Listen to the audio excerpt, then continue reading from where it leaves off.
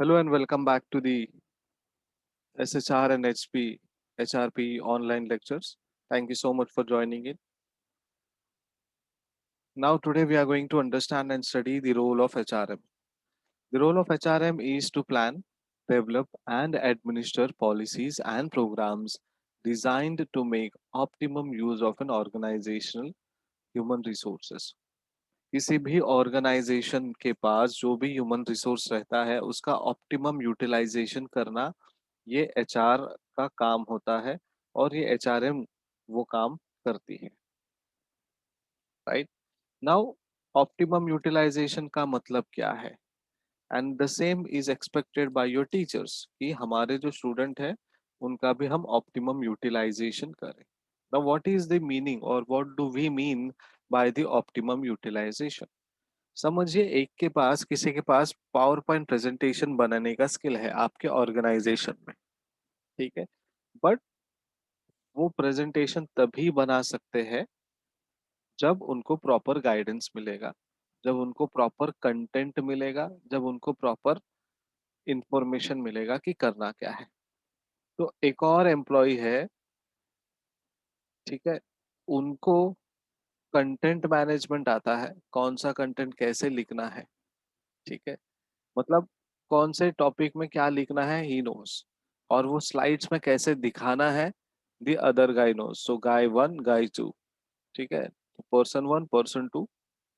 Now the third person appears and he analyzes the content, he analyzes the designs, and then he gives feedback as a layman or third person from the point of view of company, from the point of view of a client, and from the point of view of a media person. तो ये तीन angle से वो बताता है.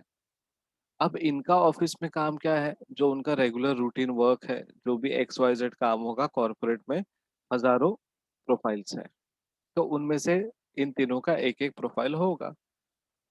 But now organisation need someone who is very much qualitative in making presentation. ठीक है, जब मेकिंग प्रेजेंटेशन आता है तो उसमें कंटेंट आ जाता है, उसमें इंफॉर्मेशन आ जाता है, तो वो भी एक इंसान लगेंगे. एंड देन उसको एनालाइज करने के लिए, देखो मैंने प्रेजेंटेशन बनाया, मुझे पता है क्या पॉइंट ऑफ व्यू से बनाया है, मैं अपना प्रेजेंटेशन जो है 100% कंफर्म, ये एकदम एक नंबर प्रेजेंटेशन है ऐसा मैं बता सकता हूँ. But when the other person sees, उनको पता है कि इसमें मुझे क्या सही लग रहा है और इसमें मुझे क्या गलत लग रहा है, ठीक है. सो इसलिए अब ऑर्गेनाइजेशन को बहुत इंपॉर्टेंट और बहुत अर्जेंट काम करना है, जहाँ पे बहुत ही बड़े कंपनी के क्लाइंट है, और वो क्लाइंट एक्चुअली कोई एम्प्लॉय नहीं है, वो क्लाइंट सीधे विंडोज कंपनी के जो मालिक है बिल गेट साहब, उनको हमें प्रेजेंटेशन दिखाना है.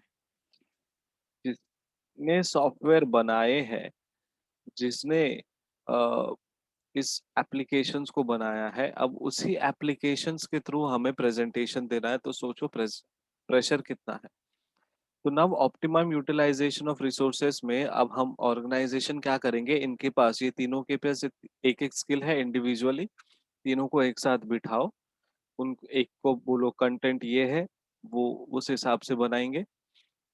दूसरा वो कंटेंट लेके स्लाइड्स में ऐड करेंगे एंड स्लाइड डिजाइन करेंगे. स्लाइड में कैसा चीज क्या दिखना चाहिए, कौन से कलर कॉम्बिनेशन से दिखना चाहिए, बैकग्राउंड कैसा होना चाहिए, ट्रांजिशंस होने चाहिए नहीं होने चाहिए, जीआईएफ फाइल्स होनी चाहिए नहीं होनी चाहिए, वीडियो चाहिए वीडियो फाइल्स लगेंगे, जो भी एक्स वाई जेड चीज है, टेक्सटुअल होना चाहिए, ऑडियो विजुअल होना चाहिए, एक्स वाई जेड. ये सेकंड का काम है. एंड थर्ड पर्सन जो है वो देखेंगे एक बार दो बार तीन बार चार बार, पॉइंट ऑफ व्यू सबका लेंगे, एंड देन फाइनली वो हाँ या ना होगा. This is what optimum utilisation is, ठीक है.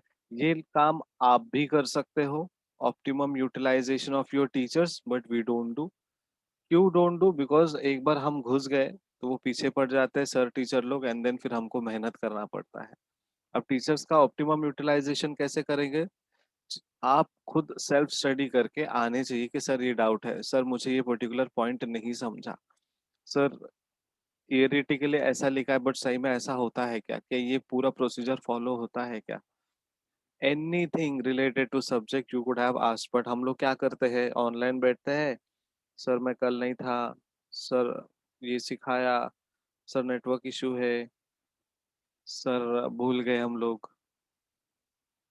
And same we expect that optimum utilisation of student should happen. अब स्टूडेंट का ऑप्टिमम यूटिलाइजेशन कैसे होता है? उनको एक बार पढ़ाया, उन्होंने बाद में वही रेफर करना चाहिए। चलो ठीक है, आपको नोट्स नहीं भेजे गए किसी कारणवश, होगा, सर टीचर मैडम का कोई तो थॉट प्रोसेस होगा कि पहले भेज देंगे तो इतना ध्यान नहीं होगा, या फिर कुछ और अच्छा क्वालिटेटिव नोट्स आपको शायद भेजने वाले हैं, हो सकता है। लेकिन अगर नहीं मिला है नोट्स तो आप हर एक चीज के लिए गूगल करते हो।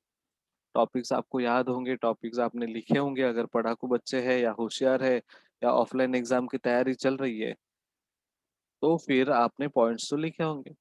Now it's your duty to search and Google कि ये पर्टिकुलर पॉइंट में क्या दिया है, इंफॉर्मेशन चाहिए। ठीक है, जैसे हम लोग रेसिपीज के लिए ऑनलाइन का इस्तेमाल करते हैं, हमें नहीं पता जेन्यून इन्फॉर्मेशन कौन दे रहा है, बट इन्फॉर्मेशन मिल रहा है चाहे वो जो भी हो। हमारा उंगली कट गया है, हाथ कट गया है, कहीं पे कुछ लग गया, तो उसको कैसे जल्दी से जल्दी वो घाव भरे, हम लोग ऑनलाइन सॉल्यूशंस देखते हैं, better instead of visiting the doctor. ठीक है, सो जो भी हम लोग सॉल्यूशन ऑनलाइन लेते हैं वैसे तो we all need to do optimum utilisation of our resources. अब ऑप्टिमम यूटिलाइजेशन ऑफ रिसोर्सेज मतलब किसी भी एक इंसान का पोटेंशियलिटी है, उसका भरपूर इस्तेमाल करें। ठीक है, घर में अगर कोई मेड आता है या फिर आप किसी फ्रेंड के घर में जाते हो, तो आपका फ्रेंड आपका भरपूर इस्तेमाल करता है, भाई वो टेबल में वो रखा है देना, भाई सुनना इधर जाना है, भाई चलना ये काम है, अपना काम उसमें जीरो रहता है, सामने वाले का काम पूरा होता है। नाउ फ्रेंडशिप में हम लोग कैलकुलेशंस नहीं करते, but for an example, it is an optimum utilisation of a friend. Now it is a part of management which is concerned with the people to work and with their relationship within enterprises। ये management का concern है कि उनको people यानी लोगों के साथ काम करना है और उनके रिलेशनशिप जो है ऑर्गेनाइजेशन के अंदर वो अच्छे से बना के रख रहे हैं। ठीक है, अब रोल ऑफ एचआरएम में, एचआरएम में उनके ऑब्जेक्टिव्स है, वो क्या है? एक तो effective utilisation of human resources. Effective और ऑप्टिमम दोनों में स्लाइट डिफरेंस है। इफेक्टिव मतलब बेहतरीन तरीके से, ऑप्टिमम मतलब पूरे पूर इस्तेमाल करना। ठीक है, now second, desirable working relationship among all members of the organisation. जो वर्किंग रिलेशनशिप है सभी मेंबर्स का, वो डिजायरेबल होना चाहिए। ऐसे नहीं कि मुझे एक्स के साथ काम नहीं करना है, मुझे किसी वाई के साथ काम नहीं करना है, मुझे वो पर्सन वन नहीं पसंद आया, वो जो नया रिक्रूट हुआ है, रिक्रूटी, वो नहीं पसंद आया, जो नया इंटर्न आए हैं वो नहीं पसंद आया, वो बहुत सवाल पूछते हैं।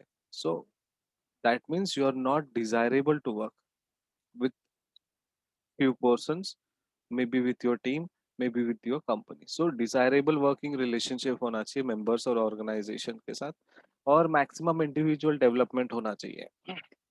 क्यों मैक्सिमम? ऑर्गेनाइजेशन कभी भी काम करती है ना तो 10-15 लोगों के साथ या मिनिमम 5 लोगों का टीम बना के उनको ट्रेनिंग देती है। क्यों? बिकॉज उनमें से कोई एक ट्रेनिंग लेके निकल दिए तो चार बचे, चार में से भी किसी दो में पोटेंशियल होगा, तो दो ग्रो करेंगे। अब जब दो ग्रो करेंगे तो इससे क्या होगा? कोई एक जो है उसे अच्छे तरीके से मैनेज करके आगे बढ़ेगा, तो एट लास्ट 5 में से कोई एक हमारे काम आएगा। So maximum individual development programme रखते हैं और उसमें से एक तो काम आता ही है हमें। देन ह्यूमन रिसोर्स फंक्शंस एक प्राइमरी एडमिनिस्ट्रेटिव प्रोफेशनल की तरह काम करती है, और एचआर स्टाफ जो है फोकस्ड रहता है कि हमारा जो एडमिनिस्ट्रिंग बेनिफिट्स है या फिर अदर पेरोल या ऑपरेशनल फंक्शंस है, वो ये नहीं सोचते कि ये हमारा खुद का है या फिर हमें ये ऑर्गेनाइजेशन का काम थोपा गया है। It's the firms overall strategy. आप ये आपका जो आप जो भी हो और आपका सैलरी जो भी हो, you have to match it and you have to work accordingly. अगर आप ग्रोथ के बारे में सोच रहे हो तो you have to work something extra. ठीक है, अगर समझो मैं फॉर एग्जांपल 25,000 सैलरी ले रहा हूँ, and just I am coming and teaching you and I am not asking you, I am not taking care of you, I am not thinking of you, और मैं पूछ नहीं रहा हूँ कि आप क्या ध्यान है या नहीं है। सी इट डजेंट मैटर कि what I am doing, what matters it's at the end result क्या आ रहा है। ठीक है, सो अगर गलती से ऑफलाइन हो गया and you guys fails, that means online में कुछ तो प्रॉब्लम था या फिर कुछ तो strategy. So for that, for my subject at least, I try that my students are focusing on. So it's my overall strategy. एक एक का नाम लेके क्यों आगे बढ़ना पड़ता है? Why we are wasting an online lecture? Because हम लोग को आगे कोई प्रॉब्लम नहीं होना चाहिए ऑफलाइन लेक्चर्स में, and that's why may be I may be the only teacher other than your practical subjects कि नोट्स बनाओ। बाकी थियरी के लेक्चर्स में कोई भी शायद बोलता नहीं होगा आपको कि नोट्स बनाओ। बोलते होंगे, I really don't know, I am not aware about it, क्योंकि हम उनके ऑनलाइन लेक्चर्स में पढ़ते नहीं, ना ही उनका ऑनलाइन लेक्चर सुनते हैं, and we know that we all have potentials and capabilities, right? So in that way overall strategy जो है फर्म्स का वो पार्ट प्ले करता है, एंड एचआर प्रोफेशनल जो है इनकम्पास करते हैं रूल्स को, and they required a thorough knowledge of organization, its intricacies and complexities.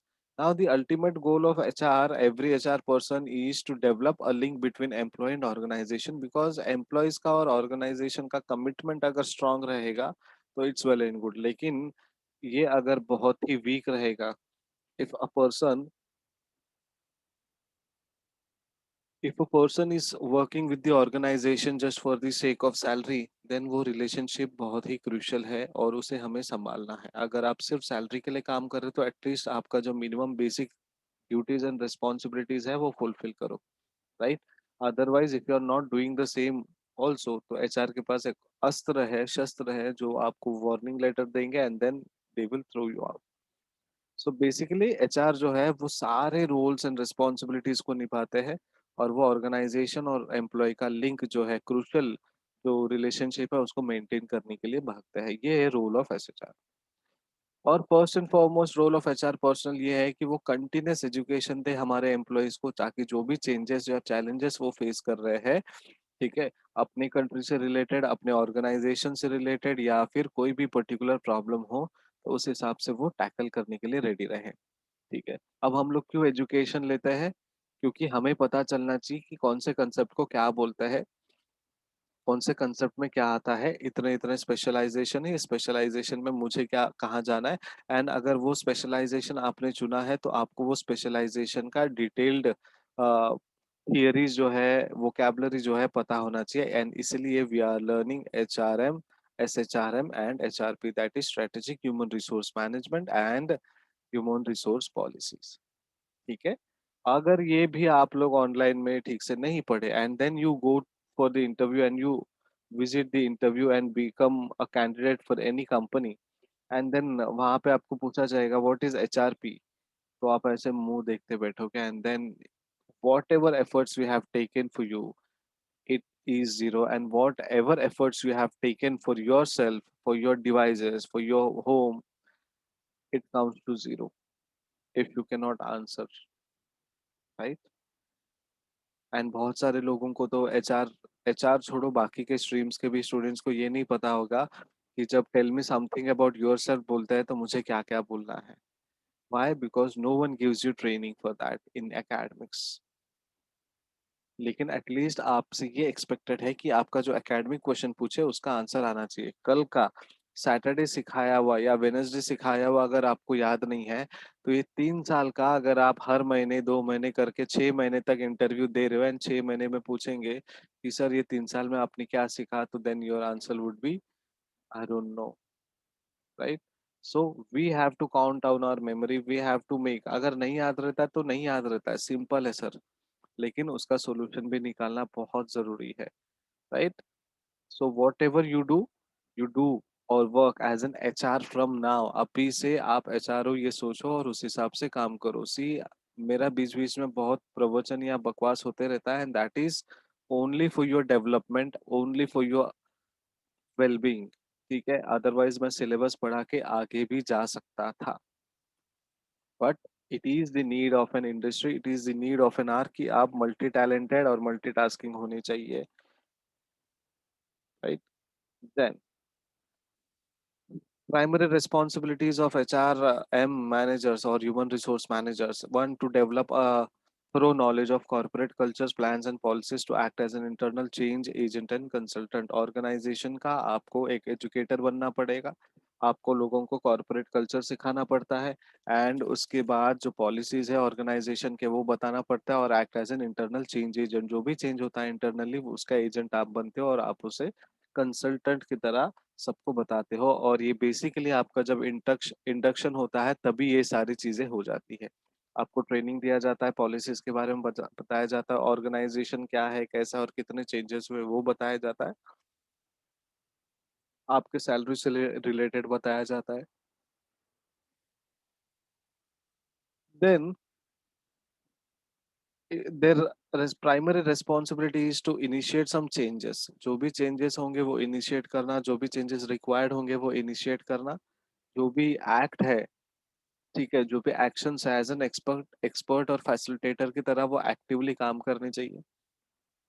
Company में स्ट्रैटेजी फॉर्मुलेशन में इन्वॉल्वमेंट होना चाहिए। कम्युनिकेशन जो है वो एकदम ओपन एंड क्लियर रहना चाहिए between the HRD that is human resource development function and individual and groups both within and outside the organization, ताकि हमारा जो भी डेवलपमेंट है वो अच्छे तरीके से हो। And then to identify and evolve HRD strategies and consonant with overall business strategy। जो भी HRD strategy है वो business strategy के साथ align करे and उनके साथ काम करे और facilitate करे कि जो भी development हो रहा है organizations के अंदर organizational teams के साथ, उनका जो working relation है बाकी teams और individuals के साथ बहुत ही strong रहे और बहुत ही अच्छा रहे, because relationships are crucial and वो हमको maintain करके आगे बढ़ना है। देन ट्राई करें रिलेट करें लोगों को और उनके काम को और ऑर्गेनाइजेशनल ऑब्जेक्टिव्स को हम अलाइन करें, सो दैट जो भी हम लोग अचीवमेंट करेंगे वो एफिशिएंटली और इफेक्टिवली करेंगे। Then diagnose problems and determine appropriate solution. जो भी प्रॉब्लम डायग्नोज करोगे उसके लिए सॉल्यूशन अप्रोप्रिएटली डिटरमाइन करें एंड पर्टिकुलरली जो भी ह्यूमन रिसोर्स एरियाज है उस पे हम लोग ध्यान दें और कोऑर्डिनेट एंड सपोर्ट करें हमारे सर्विसेज में। जो भी एचआरडी प्रोग्राम्स एंड सर्विसेज होते हैं एम्प्लॉयज को वो इन्फॉर्म करें एंड उन्हें थोड़ा सा एक स्ट्रेटेजिकल सपोर्ट दे। देन इवेलुएट करें कि क्या इम्पैक्ट है एचआरडी के इंटरवेंशन का या फिर का जो रिसर्च एंड बाकी के काम कंडक्ट करते हैं वो उससे क्या मिलता है। सो आइडेंटिफाई करना है हमें कि एचआरडी का इंटरवेंशन या फिर उनका जो प्रोग्राम्स है उसकी वजह से क्या डेवलपमेंट है, क्या प्रॉब्लम्स है। अगर प्रॉब्लम्स है तो डेवलप करें उसके सॉल्यूशन एंड देन टेस्ट करे कि कैसा एचआरडी इन जनरल एक इंडिविजुअल को इम्प्रूव करता है या फिर ऑर्गेनाइजेशनल परफॉर्मेंस को इम्प्रूव करता है।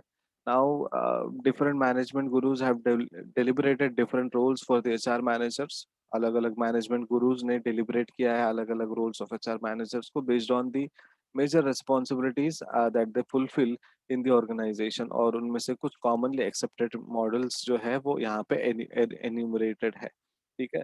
So Pat McLagan suggested 9 roles that are played by HR practitioners। ये हम लोग कल देखेंगे। ठीक है। उसके बाद सेकंड गुरु जो है according to Dave Ulrich HR plays 4 key roles. इनके हिसाब से एचआर का 4 की रोल्स है। एंड उसके बाद हम लोग रोल ऑफ एचआर मैनेजर पढ़ेंगे एंड देन कल का लेक्चर हमारा इसी तरीके से वाइंड अप हो जाएगा। So that's it for today. Final thing, जो भी लिखा है जो भी स्क्रीन में दिख रहा है अपने नोटबुक में पॉइंट वाइज लिखा होना चाहिए इन डिटेल। ये जो पैराग्राफ्स है वो नहीं होगा तो भी चलेगा। वी डू अंडरस्टैंड कि वी रन, ठीक है, लेकिन आपकी तरफ से भी एफर्ट्स आना चाहिए, आपकी तरफ से बेसिकली रेस्पॉन्सेज आने चाहिए। अगर आप रेस्पॉन्स नहीं दोगे तो ऐसा ही टाइम निकलता चला जाएगा एंड हमें यही लगेगा कि हम लोग सिर्फ यूट्यूब की तरह आके बात कर रहे हैं एंड हमारा ध्यान कहीं और है ऑडियंस का। तो हमें बस यही करना है कि पढ़ाते जाना है, भले आप सुने या नहीं सुने। ठीक है। चलिए, थैंक यू सो मच। कोई डाउट है तो चैट बॉक्स में मैसेज करेंगे और एल्स नो डाउट करके मैसेज करेंगे।